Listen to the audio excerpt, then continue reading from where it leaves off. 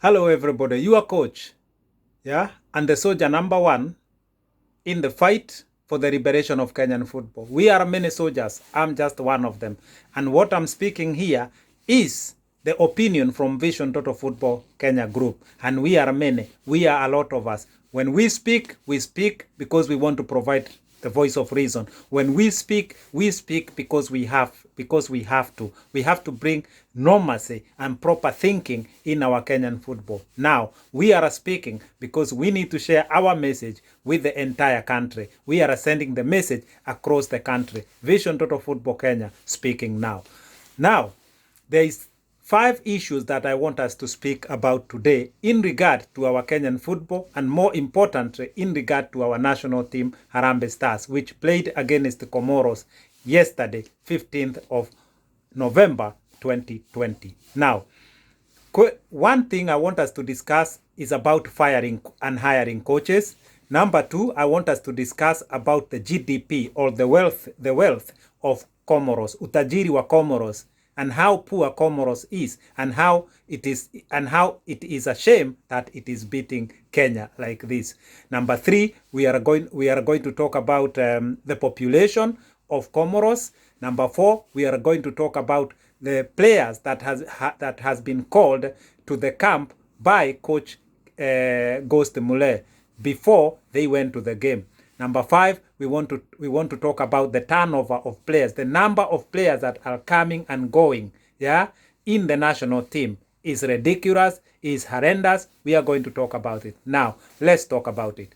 Wakenya wenzangu, since 2014 up to now, Kenya has employed and fired 7 national team coaches. Look at that. 2016 to 2020, 7 coaches, yeah. On the other side, Comoros have had only 1 coach since 2014 up to now. And this coach, yeah, Amir Aboud, who was hired from France Division 6. He was hired from a club that was in Division 6 in France. It's not even in France top league or anything like that. In regard to like Kenya, Tier 6 is like county level. Coach ametolewa France, yeah?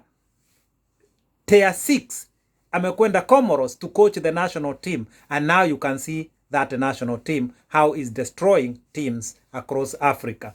Now, Wakenya wenzangu, nataka niseme hivi. In regard to our Harambee Stars, yeah, since 2014, we have had Aderam Rouge, we have had Bobby Williamson, we have had Okumbi, we have had Paul Put, we have had Sebastian Mine, we have had Kemanzi, and now Ghost Mulee. How is this okay? Because it is not okay to employ and fire like this. There is no stability. There is no consistency. Players have lost hope. Players don't understand the coaches anymore. The coach don't understand the players anymore. The federation does not know what it is doing. It keep announcing new coach every now and then, and that is an indictment to the leadership of the federation. The federation have lost it all. Wamepoteza bao. They don't know what they are doing anymore. Kenyans, we need to wake up. We need to bring normalcy to our Kenyan football. Number 2, let us talk about the GDP, utajiri wa Comoros in comparison to Kenya. Comoros GDP is 1.8 billion US dollar. Kenya economy is 100 billion US dollar. Therefore, Kenya or Comoros is poorer 55 times in comparison to Kenya. Umasikini wa Komoro ni mara 57 kulinganisha na umasikini wa kulinganisha na utajiri wa Kenya. Kwa hivyo, Comoros is dominating not because of money. Comoros is one of the poorest country in Africa, yeah? Comoros is dominating because they have vision, yeah, because they have strategy, because they have longevity. They have a plan how they are developing their youth teams, how they are developing their national youth players. Look how long the coach has been. That is the secret. Now, number 3, let us talk about the population of Comoros. The population of Comoros is 800,000 people. That is equivalent to Kisumu County alone. Yeah, Kenya has 50 million people, and yet we cannot produce 11 men that can play and win football for our national team. Comoros, the size of Kisumu, in terms of population, 800,000 people, it can produce this team, Comoros team, that's now terrorizing our group. Yeah? Now, therefore, we have to think, why is it a country of 50 million people, we seem to struggle to produce youth talents? Yeah? And this goes back to what I said in 2015 when Cape Verde beaten Kenya. And Cape Verde, as you know, the population of Cape Verde is 500,000. Yeah? 500,000. And Kenya, we are 55 million. The economy of Cape Verde is even worse than that of Comoros. You can take Cape Verde in terms of the size, throw it in Kajiado County, and people from Cape Verde, they will never be able to find their country because Kajiado County is 4 times bigger than Cape Verde. These are lessons we must learn. Why are all these teams able to deal with us properly? Why? Now, number 4, I want us to talk about the players that have been called by our national team coach, Ghost Mulee.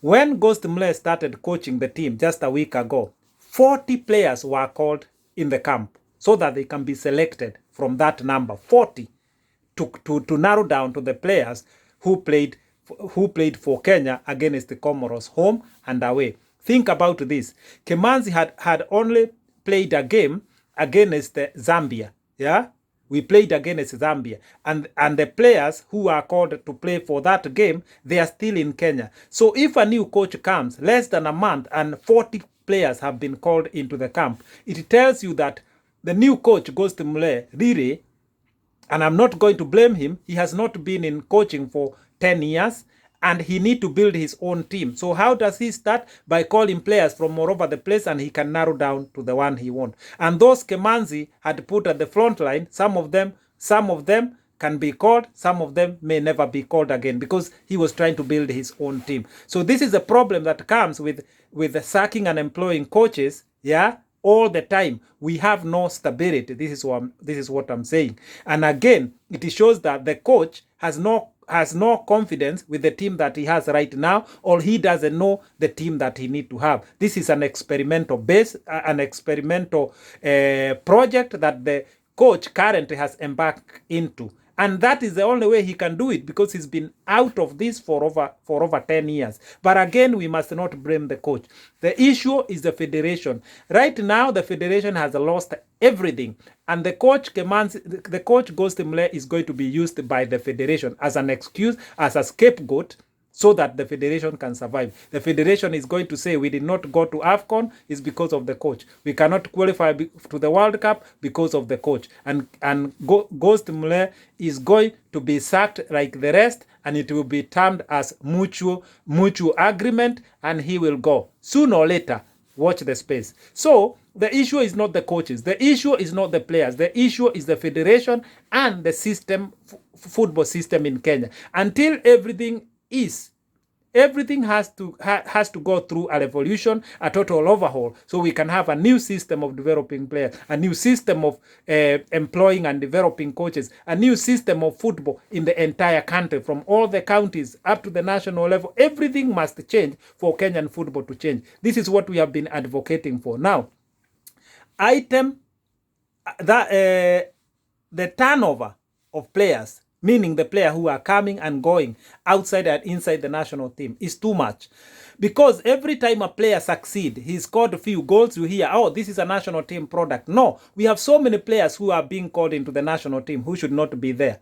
Not because they are not good, but because we are not giving them enough time to develop. We need to have a progressive development, yeah, before we can bring these players. We have players who should right now be playing for under 20 and not the national team. Until they are doing well in under 20, 2, 3, 4 years of development, they can be progressed to the national team. That is how it should go. And what we think right now, and what we have been advocating for as Vision Total Football Kenya group, is that we should forget the World Cup. We should forget the AFCON, yeah? In regard to the senior team, we should all right now be concentrating on AFCON under 20, World Cup under 20, and building those teams so that we have a team that can progress to become a senior team. Because right now, whatever we do to the senior team, wakati umepita, that is gone. We are going to get going to go nowhere except spending the country's money in the wrong way. I can promise you today, we are not going to the World Cup. We are not going to AFCON 2022. So, are we right or wrong? Vision Total Football Kenya group has always been right. We need a revolution. We need to transform our football. We don't need to reform. We have nothing to reform. We need to transform our football. That is the only way we are going to start doing the right things in our Kenyan football. My fellow Kenyans, share this message with everyone. It is a message of hope. It is the only message that carries the truth, yeah, in regard to what need to happen to our Kenyan football. Start with a total revolution, and then we go forward. I live in peace. I'm gone.